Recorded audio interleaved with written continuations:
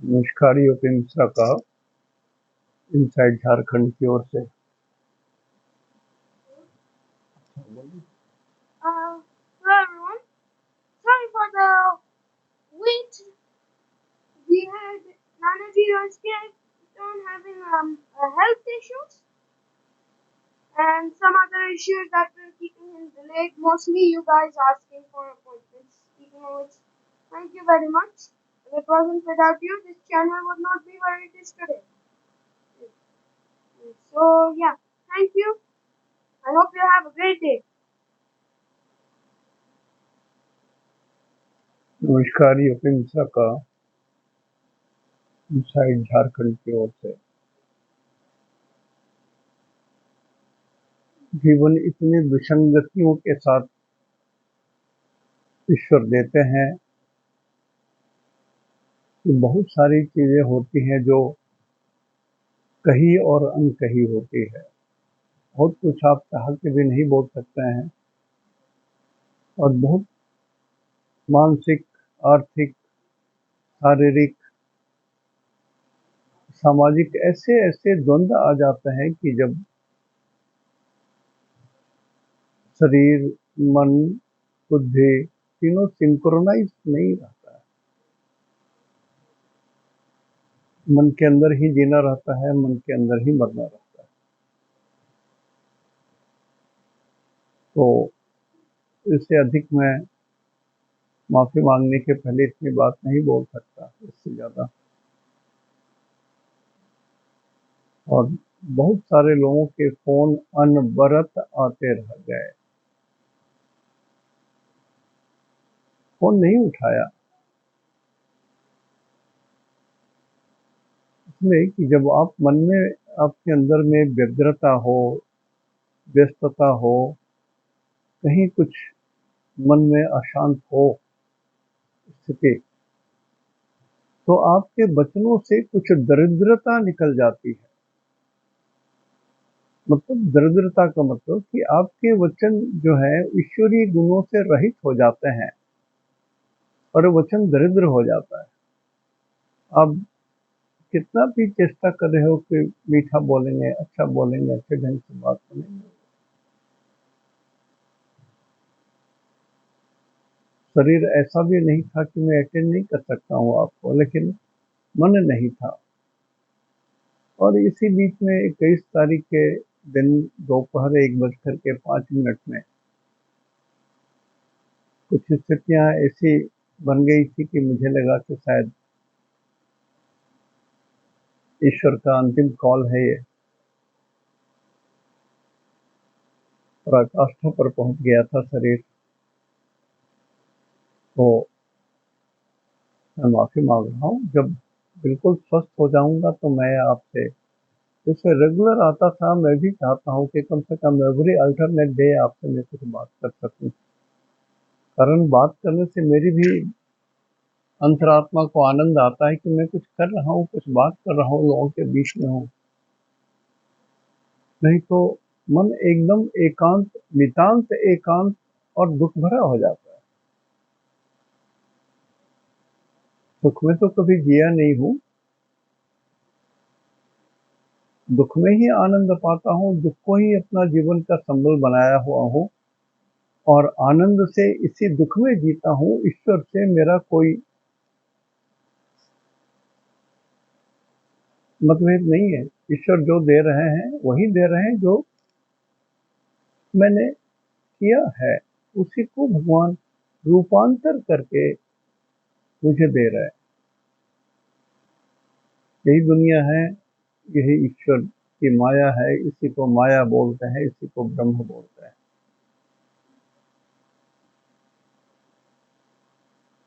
जैसा समझे। तो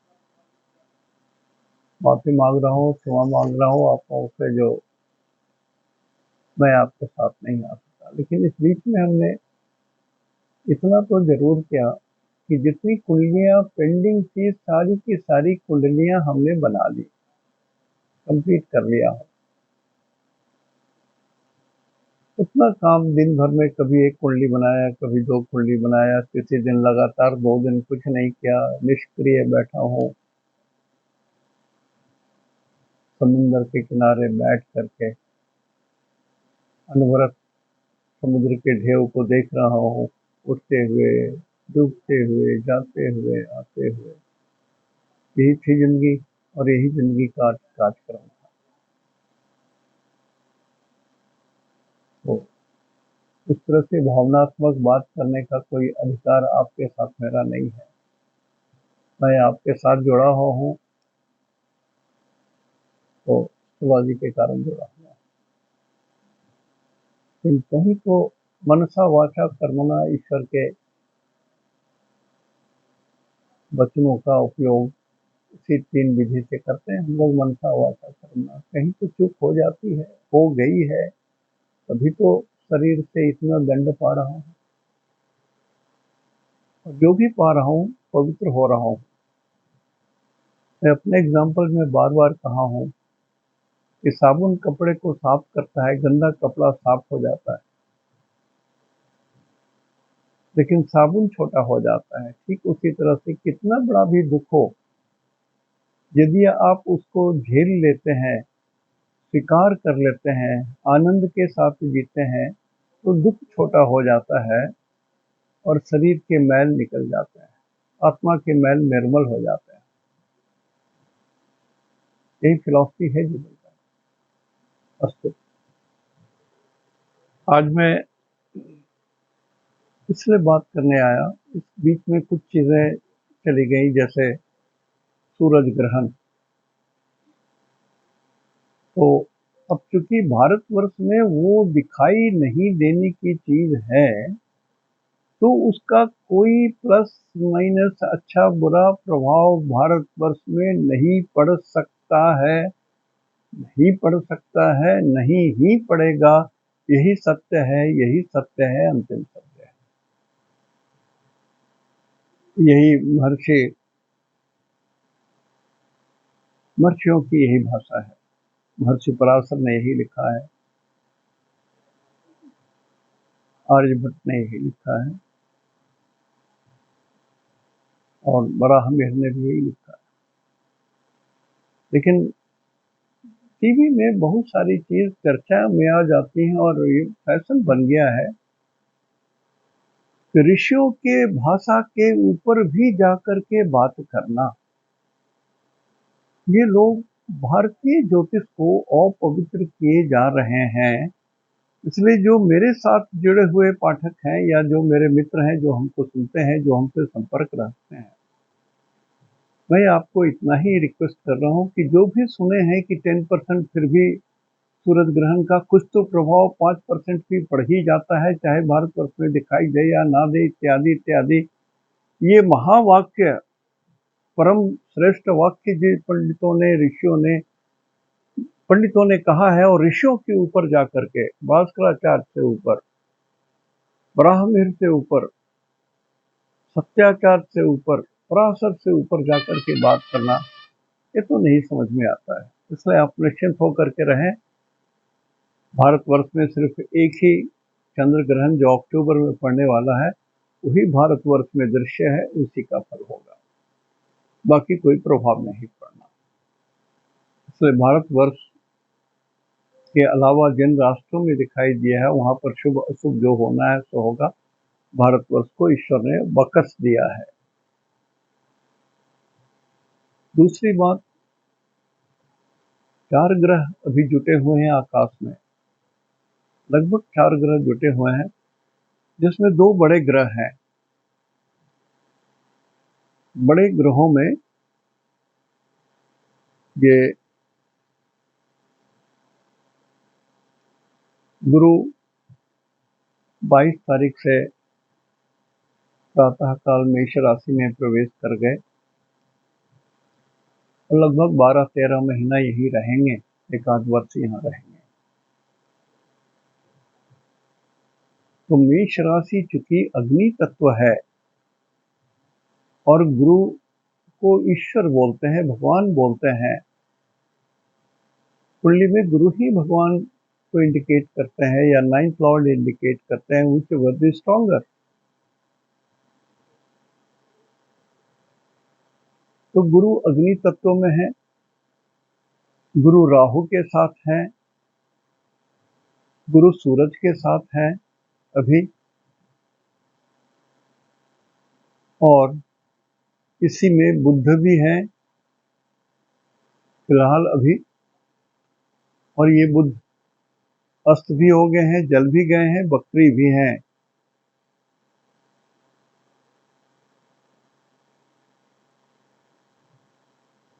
तो जो मुख्य बात यह है कि मैं बोर्ड पर नहीं बात कर पा रहा हूं, अभी खड़ा होने में परेशानी है,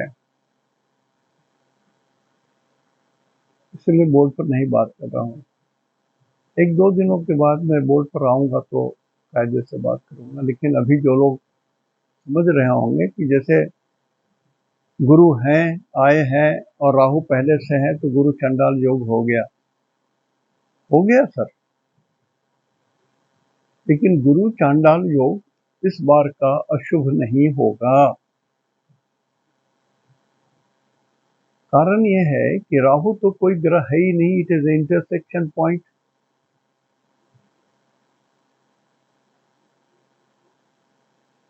सूरज के चारों ओर पृथ्वी घूम रही है, पृथ्वी के चारों ओर चंद्रमा घूम रही है, तो दो छल्ले कटेंगे। ऊपर वाला पॉइंट राहु है, नीचे वाला पॉइंट केतु है। तो राहु तो कोई ग्रह नहीं है, इसलिए जिसके साथ रहते हैं उन लोगों का प्रभाव अधिक देते हैं। तो इत्तेफाक से गुरु आ गए जो सर्वश्रेष्ठ ग्रह के अनुसार हैं, हम लोग उनको ट्रीट करते हैं, भगवान को ट्रीट करते हैं। स्वयं भगवान शंभु हैं, और जब ये मेष राशि में आए, अग्नि तत्व हो गए, तो भगवान शिव हो गए, देवाधिदेव महादेव हो गए। और ये सारा गुण राहु में समाएगा। गुरु का गुण राहु में समाएगा, तो भगवान देवाधिदेव महादेव की पूरी शक्ति या गुण ये क्षुद्र राहु ग्रह पाएंगे। उनके अंदर में शुभता आ जाएगी, इसलिए गुरु चंडाल योग का फल कम मिलेगा, लगभग नहीं मिलेगा। कारण की एक बड़ी बात थी जो बहुतों ने पूछी थी, बहुतों ने कहा था कि इस पर थोड़ा प्रकाश डाल दीजिए। लेकिन at the same time Rahu के अंदर जो दुर्गुण है या गुण है वो बृहस्पति को प्राप्त होगा। एक दूसरे को अपना गुण देंगे, बृहस्पति अपना गुण देंगे गुरु को, राहु को, राहु अपना गुण देंगे गुरु को। ये दो रिजल्ट मिलेंगे, और तीसरा रिजल्ट मिलेगा जो गुरु राहु मिलकर के एक रिजल्ट होगा, वो होगा। फिर ये दोनों मिलकर के सूरज के साथ देंगे, सूरज राहु और गुरु को सम्मिलित प्रभाव को प्रभावित करेंगे। सूरज, तो सूरज के गुण भी इनको व्याप्त करेंगे। सूरज में अभी तीव्रता बहुत है। सूरज जब एक नंबर में रहते हैं तो ये हाईएस्ट स्टेटस में रहते हैं सूरज। तो सूरज के अंदर में जो ताप है, जो गर्मी है, मेष राशि में जो ताप है, जो गर्मी है, तो लगभग राहु दग्ध हो गए, जल गए या परिवर्तित हो गए। इसलिए राहु अपना रिजल्ट उतना नहीं दे सकेंगे जितना गुरु और सूरज का रिजल्ट लोगों को मिलेगा। और बुध अभी जले हुए हैं और एंटी क्लॉकवाइज चल रहे हैं, घड़ी की दिशा में नहीं, घड़ी के विपरीत दिशा में चल रहे हैं, एंटी क्लॉकवाइज। तो वक्रतुंडे महावीर्यम, जो ग्रह वक्र होते हैं उनके अंदर में महावीर्य हो जाता है, बल बहुत हो जाता है। और सूरज के साथ है, तो सूरज का आकर्षण या पृथ्वी का आकर्षण राहु के साथ है, तो लिहाजा जिन लोगों को हड्डियों की बीमारी है उनको विशेष सावधान रहना है। जो प्रशासनिक सेवा में बहुत उच्च पद पर हैं या जो भी हो, उनको साफ सुथरा रहना है, घूस नहीं लेना है, छल कपट प्रपंच की भाषा नहीं बोलनी है, ईश्वर की भाषा बोलनी है, आदित्य की भाषा बोलनी है, सूरज भगवान की भाषा बोलनी है। तो जिनको थोड़ा भी भय हो, वो जब तक सूरज मेष राशि में है, जो अगले मई के 15 तक रहेंगे लगभग, आप आदित्य हृदय का पाठ करें, या आप आदित्य हृदय का पाठ नहीं करते हैं तो ओम घड़ी सूर्याय नमः वो भी नहीं कर सकते हैं तो ओम सूर्याय नमः वो भी नहीं कर सकते हैं तो भगवान को, सूरज भगवान को सुबह देख करके प्रणाम कर लीजिए। मैं बहुत बार मंत्र लिखा चुका हूँ इनका प्रणाम करने का। ओम एहि सूर्य सहस्रांशो तेजो राशि जगतपते अनुकंपय माम भक्त्या शिकार प्रणामम दिवाकर। जल देना हो तो ग्रहान अर्घम दिवाकर, शिकार प्रणामम दिवाकर की जगह में ग्रहान अर्घम दिवाकर कर दें। इस मंत्र से जल दे दें, इस मंत्र से प्रणाम करें। लेकिन उगते सूरज को भी और डूबते सूरज को भी जरूर प्रणाम करें, जिनको थोड़ा भी कष्ट हो रहा हो। लेकिन मेरे समझ से कोई बड़ी समस्या नहीं होगी। सिर्फ ऐसे लोग जो मैंने कहा उच्चाधिकारी हैं, बलशाली हैं, प्रभावशाली हैं और गलत काम कर रहे होंगे, छल कपट प्रपंच चोरी इत्यादि इत्यादि, जो जिसको हम लोग बोलते हैं आजकल घूस वगैरह देना, अपने अपने क्षमता का दुरुपयोग करके पैसे कमाना, तो ऐसे लोगों को थोड़ा कष्ट तो हो सकता है। और ऐसे लोगों को यदि पहले से स्किन की प्रॉब्लम है तो कुछ लंबे समय तक आपको कष्ट होगा, डर्मेटोलॉजिस्ट से दिखवा लीजिए। तो गुरु चंडाल योग का फल शुभ मिलेगा, अशुभ नहीं मिलेगा, इसको समझ लीजिए। और मेष राशि का राहु शुभ होता है, राहु शुभ ही होते हैं मेष राशि में।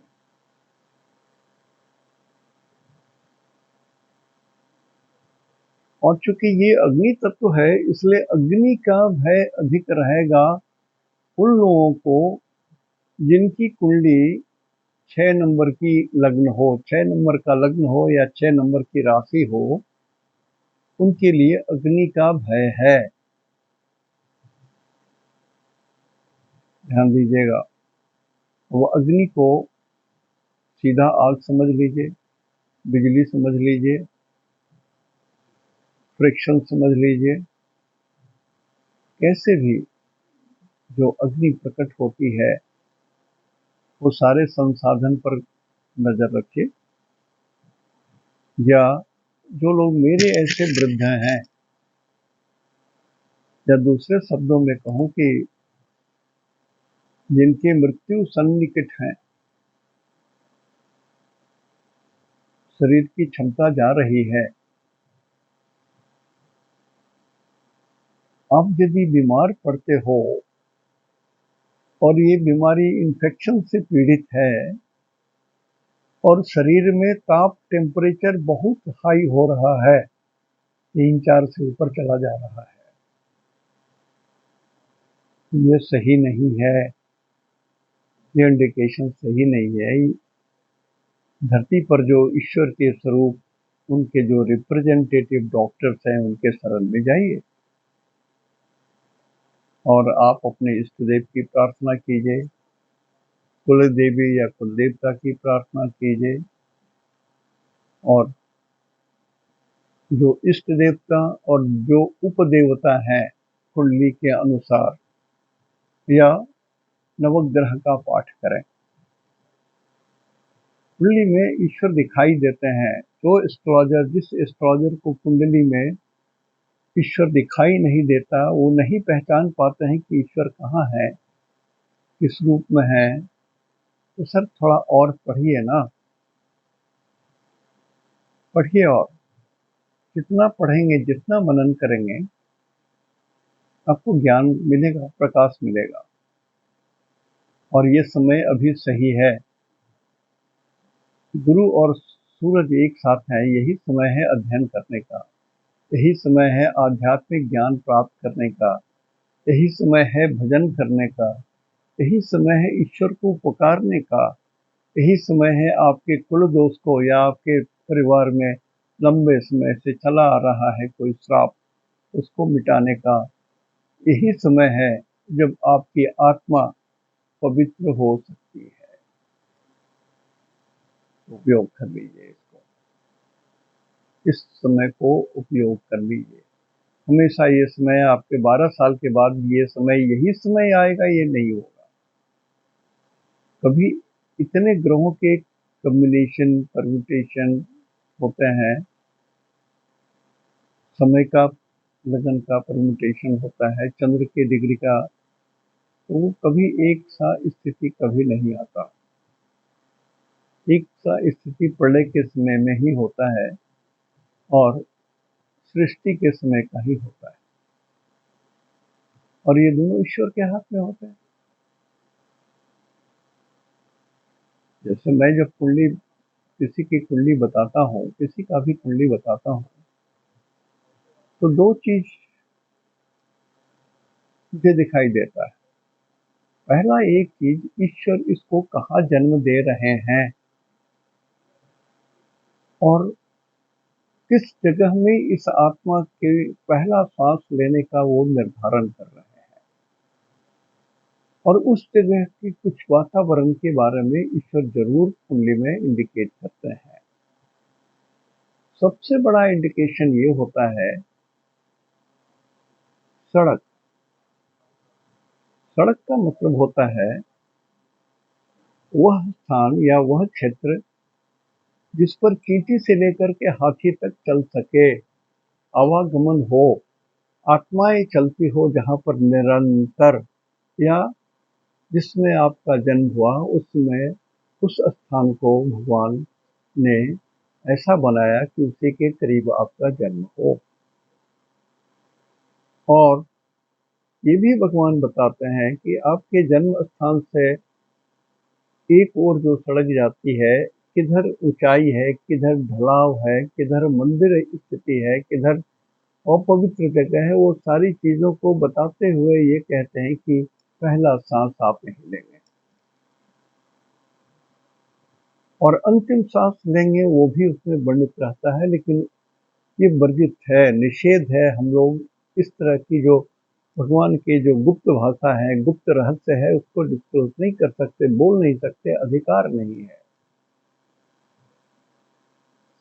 ये सब अधिकार क्षेत्र से, एस्ट्रोलॉजर के अधिकार क्षेत्र से बाहर है। बहुत सारी चीजें गोपनीय है।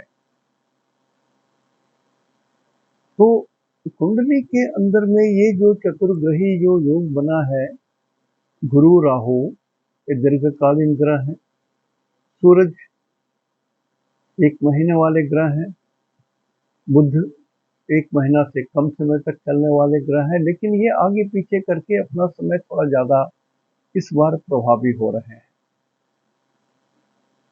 और भी एकाध ग्रह यहाँ पर पड़े हुए हैं जिसको, जैसे यूरेनस वगैरह है, इन सब ग्रहों की रोशनी हम तक आने में बहुत साल लग जाते हैं, सालों साल, 2000 साल, 200 साल, 500 साल लग जाते हैं। तो ऐसे ग्रह जो इतने दीर्घकालीन समय से आपके ऊपर में पहुंच करके रश्मि देंगे, ज्योति, ज्योतिष माने ज्योति, ज्योति के रहस्य जो शरीर पर उत्पन्न होता है, जिसमें मनुष्य उत्पन्न होता है, तो ज्योति का जो पुंज है ग्रहों के द्वारा या अन्य उपग्रहों के द्वारा या अन्य किसी ईश्वरीय चीजों के द्वारा जो शरीर पर जो ज्योति पड़ती है, उसी से ब्रह्मा जी मनुष्य के भाग्य का निर्माण लिखते हैं। और ये उनका ये लिखना 6 दिन तक चालू रहता है, षष्ठी तक, जन्म से लेकर के षष्ठी तक। तो इस समय ईश्वरी बात है, तो मैं अपने स्थान से भटक जाऊंगा, इसलिए ज्यादा नहीं बोलना चाहता हूँ। लेकिन बहुत सारी जो रूढ़िवादी चीजें हैं जो देखने में अनर्गल व्यर्थ बेकार की बातें, पंडित जी का तमाशा, ऐसा समझ में आता है, ऐसा मत समझिए। बहुत सारी चीजों को ऋषियों ने इतने सरल भाषा में पंडितों के पास डाल दिया है कि आप उनकी बात को थोड़ा भी श्रद्धा से मान लेंगे तो आपका कल्याण हो जाएगा। तो ये जो चतुर्ग्रही योग बना है, इससे आप ना डरें। अब देखेंगे इसी ग्रह जो बना है, 4 ग्रह, इससे 11th हाउस में, जैसे 1 नंबर में है तो 11 नंबर में तो शनि है।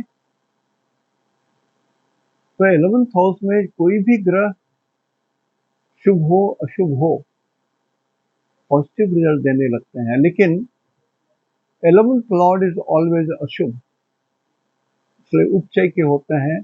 तो किसी भी कुंडली का जो 11वां लॉर्ड होता है, 11th लॉर्ड होता है, उस कुंडली का सबसे अशुभ ग्रह होता है।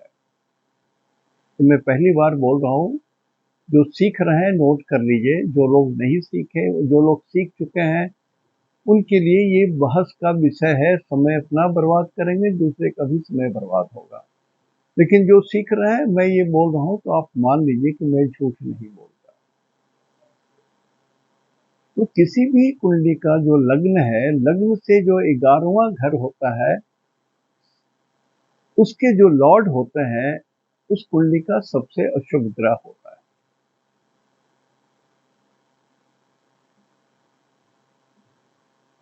मान लीजिए। उसके बाद 6ठा ग्रह उससे कम अशुभ होता है, और लग्न से तीसरा ग्रह उससे और कम अशुभ होता है। लेकिन ये तीनों अशुभ ग्रह होते हैं। जैसे अष्टमेश को अशुभ बोलते हैं ना, अष्टम भाव के जो लॉर्ड होते हैं, लेकिन उनके और इनके अंदर में अशुभता में बहुत फर्क है। ये सब पढ़ने की चीज है, समझने की चीज है, अध्ययन की चीज है। ईश्वर किसको कितना अशुभ क्या क्या दिए हैं, ये ज्योतिष है, जो ज्योतिषाचार्य हैं, जो इस विषय के पारंगत हैं, उनके ज्ञान प्राप्त करने की चीज है। और दूसरा चीज आप देखेंगे कि इस गुरु, राहु, सूरज और बुध के ठीक आगे शुक्र स्वग्रही है 2 नंबर में, और उसी से तीसरे घर में मंगल भी हैं। ये सब शुभ स्थितियां हैं। इस बार के जो योग बने हैं, ये शुभ स्थिति है। जैसे जो लोग नौकरी कर रहे होंगे, जिनकी स्थिति अभी बहुत खराब है, अचानक जैसे एक बवंडर आता है ना, गोल गोल घूमता है और उठा के ले जाता है ऊपर, उसी तरह से आपके भाग्य में अचानक परिवर्तन हो सकता है। वो कहीं भी भगवान उठा करके डाल देंगे। लेकिन जिनकी कुंडली में ये अष्टम भाव में होगा, 6th हाउस में होगा, या जिन किन प्रकार न ये अशुभ स्थितियों में आएंगे, आपके नक्षत्र सिद्धांत के हिसाब से गुरु खराब हो, नक्षत्र सिद्धांत के हिसाब से राहु खराब हो, नक्षत्र सिद्धांत के हिसाब से सूरज खराब हो, बुध खराब हो, तो इसके रिजल्ट तो खराब आएंगे। तो जो अन्य साधारण रूल जो लगते हैं, उसको भी इसके क्षेत्र में लगा दें। और 1 नंबर को इष्ट कहा गया है, मेदिनी ज्योतिष में भी 1 नंबर, 2 नंबर को इष्ट कहा गया है, और सामान्य भाषा में भी 1 नंबर को इष्ट बोलते हैं। तो पूर्वी दिशा, यदि भारतवर्ष की बात करूं तो मध्य भारत को रखिए, उससे पूरब ऊपर चलिए, कश्मीर तक आइए, और फिर वहां से पूरब चलिए, तिब्बत होंगे, चीन होंगे, बहुत सारा क्षेत्र पड़ेगा। ये सब सारे क्षेत्र अभी बहुत हलचल में रहेंगे। और मैंने एक बार दिखाया है आपको कि अश्विनी नक्षत्र हरिद्वार को कहते हैं। 27 नक्षत्र किन किन क्षेत्रों को रिप्रेजेंट करते हैं, ये मैं एक बार लिखा चुका हूँ। पुरानी डायरी उलटिए, आपको मिलेगा। भरनी किस क्षेत्र को इंडिकेट करते हैं, ये सब मैं लिखा चुका हूँ। तो मोस्टली ये ग्रह सब यहाँ अश्विनी नक्षत्र में हैं। तो कुछ घटनाएं हरिद्वार क्षेत्र के आसपास की भी बातें दिखती हैं। अच्छी हो तो अच्छी है, लेकिन जिनकी कुंडली में सही नहीं बैठता हो तो ठीक है। और वैसे भी राहु और सूरज को एकत्रित होना ये ठीक नहीं है। सूरज माने राजा, राहु का मतलब म्लेच्छ, तो म्लेच्छ राजा। तो ऐसे ताकतवर लोग जो म्लेच्छ हैं, उनके द्वारा हरिद्वार क्षेत्र या इस तरह से हमारे भारतवर्ष के पवित्र क्षेत्र को अपवित्र करने की भी संभावना हो सकती है। यहाँ कोई उपद्रव की बात हो सकती है। भगवान ना करें, ईश्वर से मेरी प्रार्थना है।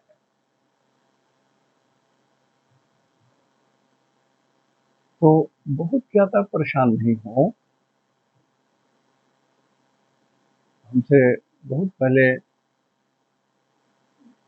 किसी बंगभाषी सज्जन ने अनुरोध किया था कि गुरु चंडाल योग की क्या स्थिति रहेगी, इसके बारे में बता दीजिएगा। लेकिन तब से मैं इतना त्रस्त था, शारीरिक मानसिक आर्थिक हर रूप में, कि मैं कोई चीज कंसंट्रेट नहीं कर पाया। और मैं जब तक स्वस्थ मानसिक स्थिति में नहीं रहता, ईश्वर की भाषा में अनुवाद नहीं करता। कारण कि जब मैं खुद ही ठीक नहीं हूं, तो मैं ईश्वर की भाषा कैसे बोल सकता हूं और कैसे अनुवाद कर सकता हूं। अभी भी +44 से इतने फोन आते हैं, मैं आपको क्या बताऊं। आज शायद सुने, यदि रिकॉर्ड हमारा किए होंगे तो सुने तो शांत हो जाएंगे, लेकिन लगता नहीं है। तो थोड़ा धीरज रखें। मैं सबों की कुंडली बना दिया हूँ और धीरे धीरे करके मैं करने का चेष्टा कर रहा हूँ कि पूरा कर दूँ। आज भी प्रातः काल हमने कुंडली एनालिसिस करके दिया हूँ। उत्तरार्ध में 1 बजे के बाद से मैं कुछ नहीं कर पाता हूँ, शरीर अवश हो जाता है। सिर्फ लेटे लेटे अध्ययन ही कर सकता हूँ। वाणी जब मैं बोलता हूँ तो लगता है कि शरीर के अंदर से जो बोलने की क्षमता है वो खत्म हो गई। बोलने की क्षमता खत्म हो गई। मैं अब कुछ बोल सकता हूँ तो लगता है कि वाणी खत्म हो गई, अब कुछ है ही नहीं, मेरे शरीर में कुछ नहीं बचा हुआ है। अभी तक तो बहुत सारी तकलीफ थी, लेकिन उसमें एक नई तकलीफ ये आ गई कि वाणी अवरुद्ध हो जाती है, वाणी खत्म हो जाती है, बोल नहीं पा रहा हूँ। और एस्ट्रोलॉजी ऐसी नहीं कि 5 मिनट 10 मिनट में बोल करके रह जाऊं, ऐसा नहीं। इसको एक्सप्लेन करना पड़ता है, कारण कि बहुत सारे लोग सुन रहे हैं। यदि वो गलत अर्थ लगा करके सुनेंगे, संक्षेप में मैं यदि बताता हूँ, तो उनको नुकसान हो सकता है। तो मेरे द्वारा ये एक अपराध ईश्वर के घर में हो जाएगा, तो वो संभव नहीं है। उस तरह से बताना संभव नहीं है बताना। तो थोड़ा समय लग जाता है बोलने में। जैसे ये चारों ग्रह को यदि मैं बताऊं तो सूरज और गुरु का संपर्क बताना पड़ेगा, सूरज और राहु का संपर्क बताना पड़ेगा, सूरज और बुध का संपर्क बताना पड़ेगा, दोनों के अलग। और फिर ये चारों ग्रह मिलकर के एक रिजल्ट पैदा करेंगे, उनको बताना पड़ेगा। तो थोड़ा कठिन विषय है ये, थोड़ा कठिन है, इस तरह से बताना संभव नहीं है। इसलिए और मैं उठ नहीं सकता हूँ, अभी उठ करके चलूँ नहीं हो सकता है, वॉकिंग किए हुए भी कुछ समय बीत गया। तो कभी कभी शरीर अशक्य हो जाता है, मन उसके लायक नहीं रहता।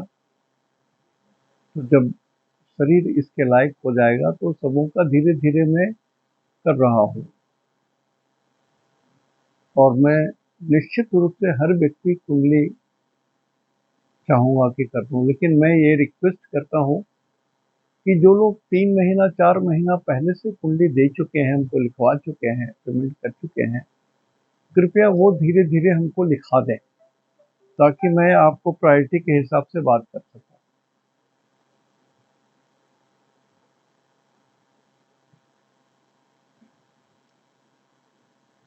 और देखिए, केतु एक ऐसा ग्रह होता है जिनका अधिकार है तोड़ फोड़, एक्सीडेंट, ऑपरेशंस वगैरह। यदि आपके कुंडली में केतु विपद तारा में है, बध तारा में है, प्रत्यारी तारा में पड़ता हो, तो केतु आपको नुकसान करेगा। ये केतु जब जब किसी ग्रह से अष्टम भाव में पड़ेगा, तब तक वो ग्रह जिस प्राण को रिप्रेजेंट करता होगा उसको कष्ट होगा, बाधा होगा उसको। इसलिए शनि, राहु, केतु ये 3 ग्रह को भगवान ने दंड देने के लिए विशेषतः उपयोग किया है, और मंगल सूरज को भी दंड देने के लिए ही बहुत सारे दंड जो है सूरज और मंगल के द्वारा भी दिए जाते हैं। जैसे मंगल जब मिथुन राशि में रहते हैं तो भारतवर्ष में कुछ ऐसी बात आ जाती है जो बड़ी कष्टकर होती है। मिथुन में क्या नहीं हो रहा है अभी भारतवर्ष में, आप देख ही रहे हैं। चाहे कश्मीर हो, चाहे बॉर्डर की बात हो, चाहे आंतरिक स्थिति हो, क्या स्थिति बना हुआ है। और अभी यहाँ जो छोटी मोटी घटनाएं घट रही हैं, सदा सर्वदा याद रखने की चीज होंगी। और मैं कुछ विशेष बात नहीं बोल रहा हूँ, लेकिन मैं इतनी बात बोल रहा हूँ कि जो लोग राजनेता हैं, महान नेता हैं, बड़े बड़े नेता हैं, आपके पास जरूर एस्ट्रोलॉजर होगा। कितना भी आप बाहर में दिखाएं कि आप कुंडली नहीं दिखवाना पसंद करते हैं, आप विश्वास नहीं करते हैं, तब भी मेरा अनुरोध है कि जो भी आपके पास पंडित जी होंगे, जो भी एस्ट्रोलॉजर आपके संपर्क में होंगे, या जिनके कुंडली में मंगल नीच के हैं, या जिनके कुंडली में मंगल 3 नंबर के हैं, या जिनके कुंडली में गोचर का मंगल अत्यंत अशुभ है, बाधक तारा में है, विपत्ति तारा में है, जन्म तारा में है, तो आप अपनी कुंडली जरूर चेक करवा लीजिए और संबंधित ग्रहों का पूजा पाठ जरूर करवा लीजिए। ऐसे जगह में जहां भगवान निवास करते हैं, जैसे भगवती के जहां जहां अंग गिरे सभी जगह भगवती निवास करती है। कैलाश पर्वत पर भगवान शंभु स्वयं विराजते हैं। तो बहुत सारे जगह में, जैसे नरसिंह भगवान जो है सिंहाचलम में जरूर रहते हैं। भगवान इतने विशाल हैं, इतने विशाल हैं कि अपनी एक किरण भी वहां जरूर ड्रॉप कर देते हैं जहां मैं बोल रहा हूं। तो सिद्ध पीठ में, सिद्ध जगह में मैं चाहूंगा कि आप पूजा जरूर करवा लें। जो भारतवर्ष के महान महान नेता हैं, जो हमारे देश को चला रहे हैं, हमें आपकी जरूरत है, हम देश को आपकी जरूरत है। आप एक बार लोक लज्जा छोड़ करके एस्ट्रोलॉजर से कुंडली चेक करवा लीजिए। मंगल अभी 3 में है और कुछ दिनों के बाद फिर 4 नंबर कर्क राशि में रहेंगे, जब नीच हो जाएंगे। तो जिस महानुभाव की कुंडली में मंगल नीच के हैं या मंगल अष्टम भाव में है, तो जरूर ईश्वर के शरण में आ जाइए, जरूर। क्या है, कि जीव तो है, खाली जिह्वा कौने काम, भजले मन में राम ही राम। बैठ करके जीव को रेस्ट क्या देना, राम राम जपिए ना, भजन तो कीजिए। सभी लोग, पाठ की महिमा है, पाठ की महिमा है। गीता पढ़िए तो पाठ है, भजन कीजिए तो पाठ है, प्रार्थना कीजिए तो पाठ है, मंत्र पढ़िए तो पाठ है। जैन पाठ करते हैं मंत्र का, बौद्ध पाठ करते हैं, क्रिश्चियन पाठ करते हैं, प्रेयर करते हैं, सभी जगह पाठ करते हैं। पढ़िए ना। और मैं एक बात और भी बार बार बोल चुका हूँ, 24 घंटे में पृथ्वी 365 डिग्री एक चक्कर अपने धुरी पर लगा लेता है, तो 1 डिग्री घूमने में 4 मिनट लगता है। जैसे वर्णमाला, हिंदी के वर्णमाला का पहला अक्षर ओ है, इंग्लिश के वर्णमाला का पहला अक्षर ए है, उसी तरह से ईश्वर के धर्म के लिए 4 मिनट है।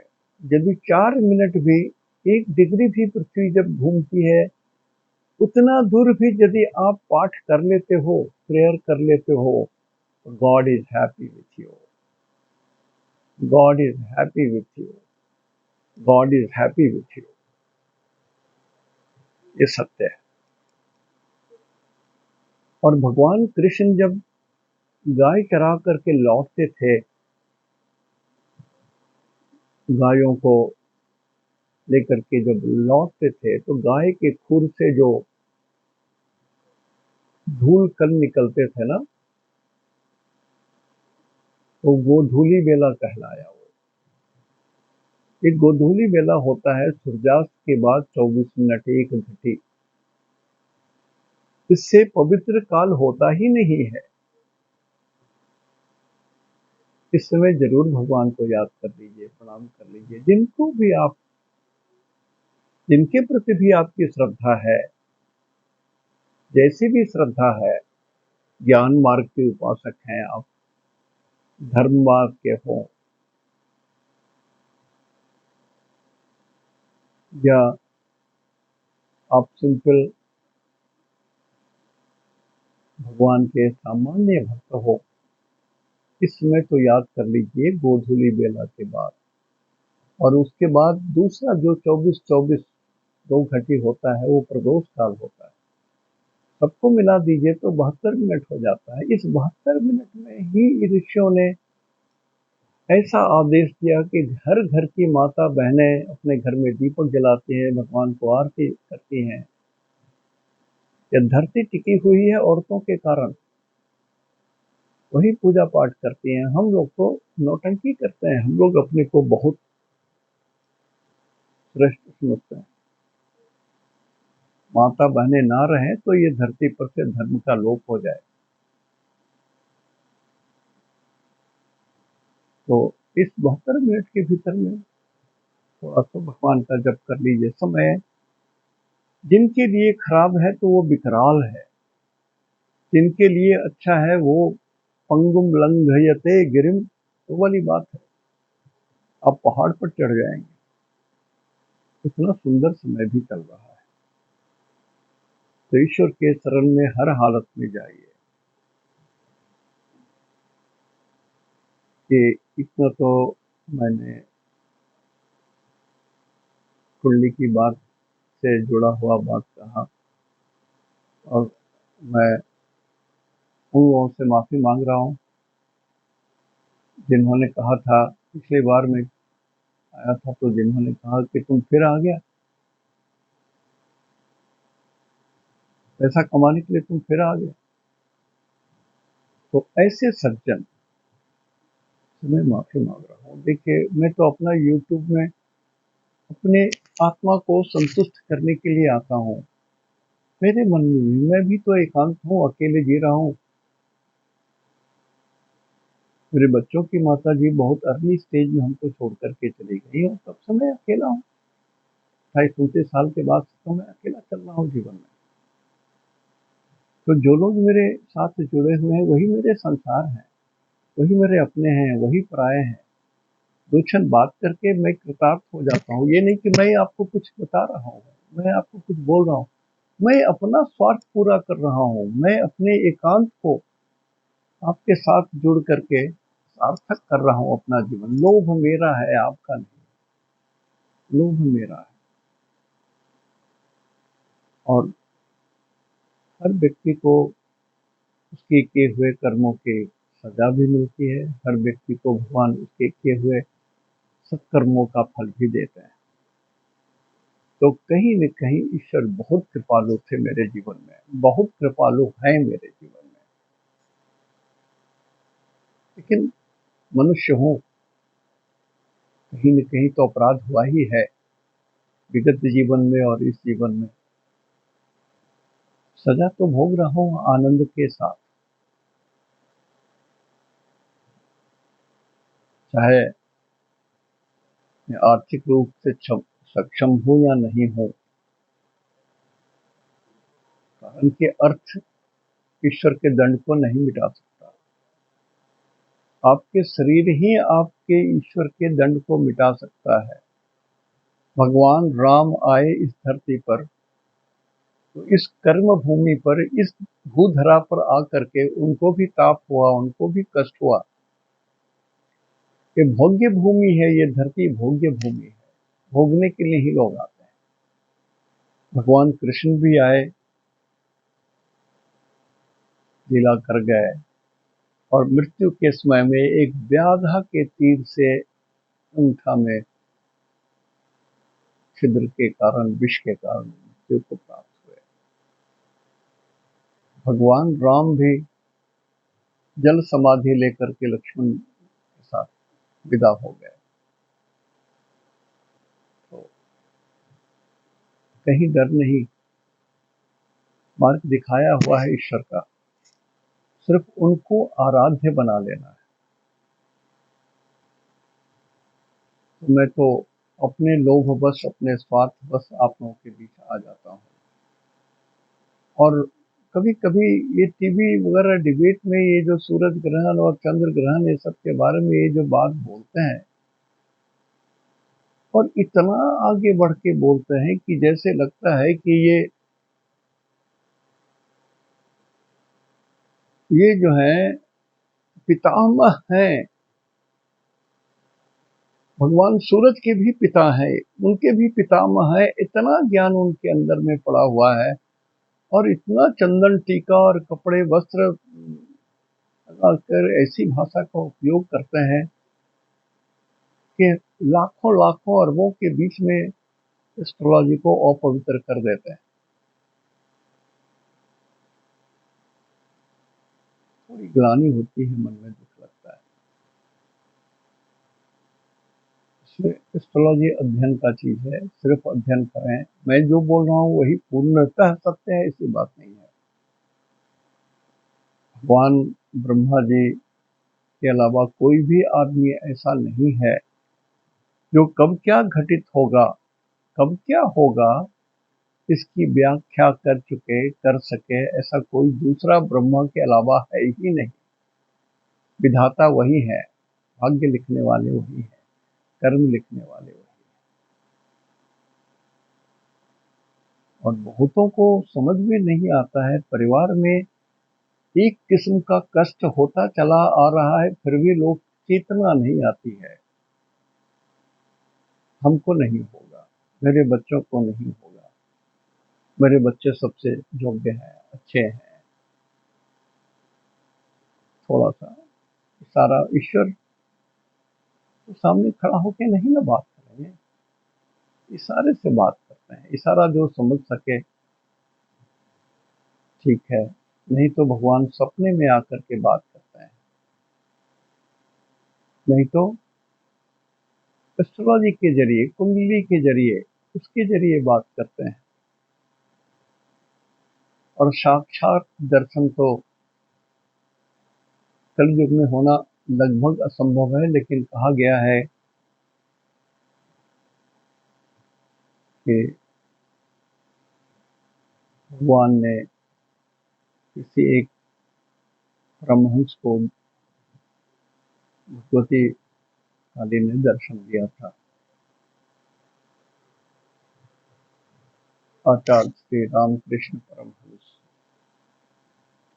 तो वो कितने शुद्ध और पवित्र और कितने महान आत्मा रहे होंगे जिनको भगवान ने दिव्य दृष्टि का ज्ञान दिया। अर्जुन को भी भगवान कृष्ण ने दिव्य दृष्टि दिया, दिखाया देखो पूरी सृष्टि जो है मेरे मुंह में समा रही है, लोग निकल रहे हैं, मर रहे हैं, सब तो मरने वाले हैं। संजय को दिव्य दृष्टि दिया जो महाभारत का वर्णन कर सके। तो हम लोगों को कुछ ना दे भगवान, लेकिन हम तो भगवान का पैर पकड़ सकते हैं। इतने हम लोग पवित्र नहीं है कि भगवान तुरंत कृपा कर दें। हम लोग को भगवान का पैर पकड़ना है, जकड़ना है और लिपट जाना है, तभी ईश्वर को आप पाएंगे। तर्क के सहारे नहीं, ज्ञान के सहारे नहीं, भक्ति के सहारे ईश्वर मिलते हैं। और ये चीज एस्ट्रोलॉजी से दिखाई देता है।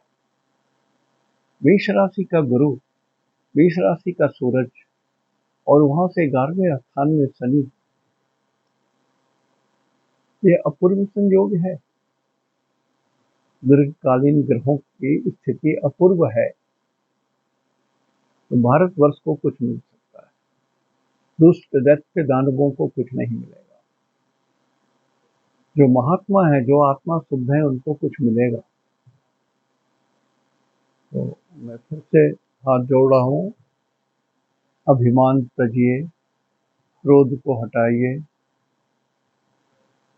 सरल से सरल हो जाइए, दीन हो जाइए, मन से गरीब हो जाइए। धन्य है वो जो मन के दीन हैं, क्योंकि स्वर्ग का राज उन्हीं का है। महात्मा ईशा ने अपने पहाड़ी उपदेश में इस बात को कहा है। मैं बार बार इसका जिक्र करता हूँ, इसलिए कि ये एक लाइन जो है हमारे भारतीय संस्कृति के सनातन धर्म के हिसाब से ये बिल्कुल 100% मिलता है कि मन के द्वारा ही सारी चीज प्राप्त कर सकेंगे आप। ईश्वर भी आपके मन के द्वारा ही मिलेंगे, मन के साधे। आत्मा परमात्मा, इसी में मन का भी निवास है। आज यहीं तक, शुभम, पहन दो, नाज